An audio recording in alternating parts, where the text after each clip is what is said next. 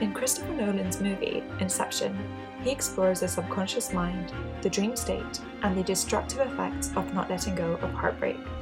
He pushes his characters from the real world into continuous dream states, where they fall deeper and deeper into their dreams, only able to recognize them when they're actively looking to check if their world is real.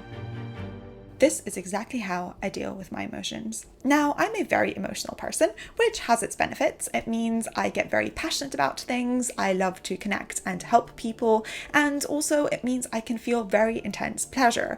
But on the flip side, when negative emotions are there, I also feel them very strongly and very deeply.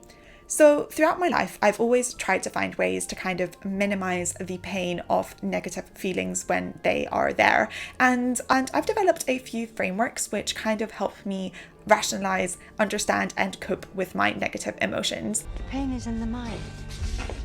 I wanted to share one of these today. I just want to warn you in advance that it may make absolutely no sense, in which case, I'm sorry for wasting your time.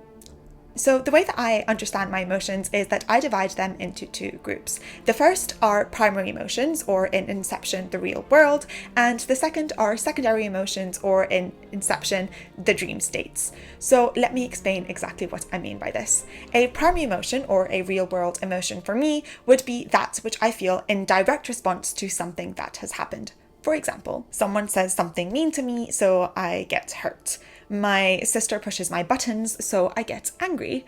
My friend doesn't respond to my texts, so I feel rejected. The way that I see primary emotions is that they are perfectly reasonable. They are the pre-programmed human response to what happens around us, and for this reason, I fully embrace them. There's even the study that shows that you cannot feel primary or real-world emotions for more than 90 seconds at a time, and although I have some qualms with this, which I'll get into later, it is a real reflection of our natural response being very short-lived, but also completely normal. Now, if you're also thinking that, well, I've felt bad for a lot more than 90 seconds at a time, this is where secondary emotions come in.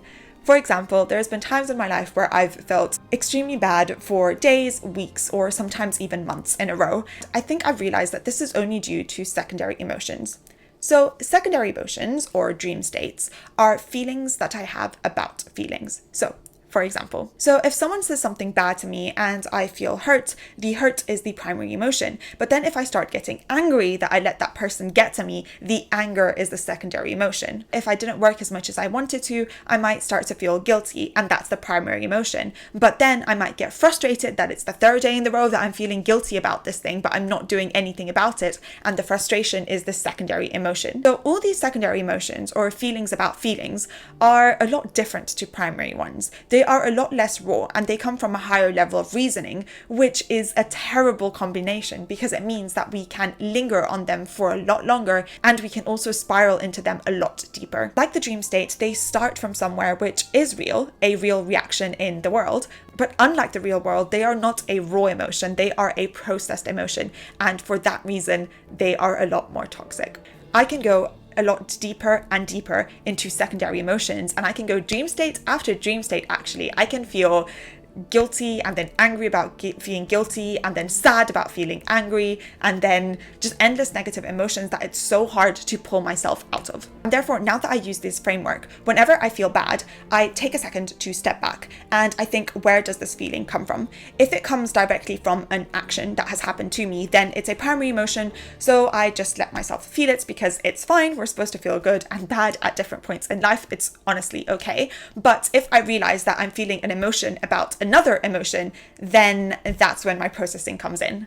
What I try to do is completely ignore the secondary emotion because I tell myself, actually, I'm not angry. What I'm feeling is rejected, and I try to deal with the rejection and what happened there. Sometimes it's as simple as just one dream state, so I'm just feeling a secondary emotion. Sometimes it's much more complicated, especially if it's something that has been going on for a very long time and it has complex layers of processing, so I may have tertiary or more emotions about it. Usually when I get to the primary emotion, things are a lot simpler because I realize, okay, it's fine for me to feel bad about this. Most humans would react in the exact same way to what has just happened, so it's okay, I can feel bad and I can kind of let it go. Of course, this doesn't work 100% of the time or for everything, but for many different things in my life, it has massively helped. So if all of this made any sort of sense to you, you might also be the kind of person who likes logical and scientific thinking, just like me. I very often try to use my logic to dampen my negative feelings and understand the world around me, and therefore this is a part of my life that I try to work on a lot. The benefits of scientific thinking basically spill in every single aspect of your life, from personally understanding yourself to your academics, to your career, to your interpersonal relationships. So I feel very, very strongly for having a solid scientific basis. And this is why I'm so excited to be working with Brilliant on this video, because this is the platform that I am currently using to improve my logical reasoning. They have some great exercises on building logic, and I always love to go back to the basics because there are always flaws in my logical reasoning. So if you would like to join me on this journey of self-improvement, you can use the link in my description to get a free trial on Brilliant and also 20% off the annual subscription. So yes, that was everything for this video. If any of this made any sort of sense to you, honestly, I would love any judgment on my framework and also any thoughts that you may have on how you kind of deal with your negative emotions. So yes, thank you so much for spending this time with me as always. I hope you have a wonderful rest of your day. Be kind to yourself and others, and don't believe everything you think. Thanks. Bye.